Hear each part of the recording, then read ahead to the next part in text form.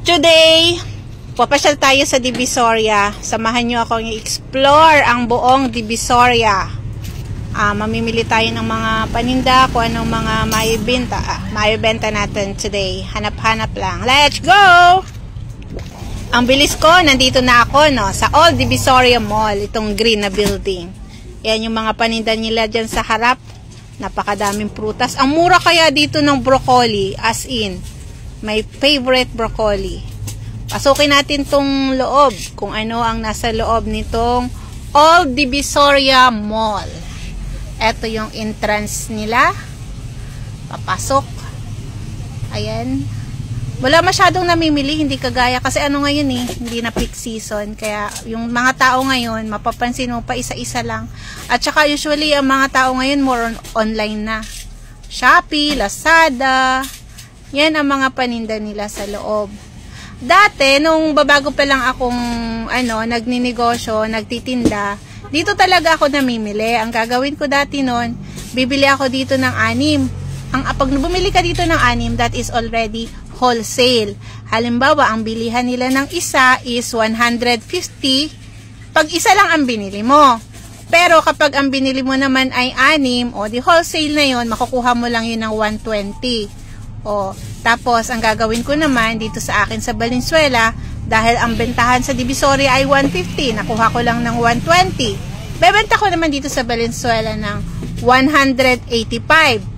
Diba? Wait, there's more. Samahan ko kayo dito sa ilalim ng Divisoria Mall. Isa rin ito sa pinakamura nakatago Divisoria Mall. Pupuntahan mo siya. Ganito ang ilalim ng Divisoria Mall. Ang dami pa rin mga nagtitinda dito.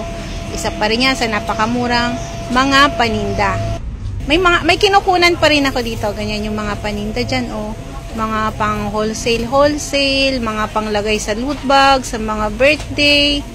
Napakarami mong mabibili dito. Kung ano-ano, halos lahat ng hanapin mo nandito na sa ilalim ng Divisoria. Talagang napakamura rin.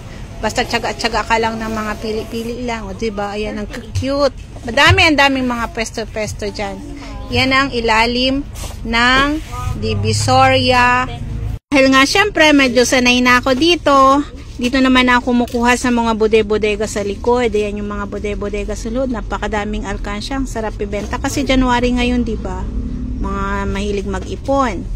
And then, pumunta naman ako dito sa kinukunan ko ng mga toys. Isa din kasi ang laruan sa aking mga binebenta. Pero ngayon, medyo konti lang ako kunin ko kasi katatapos lang kasi ng December. So, yung stock ko is dapat limit lang. Ayan ang mga paninda nilang mga toys.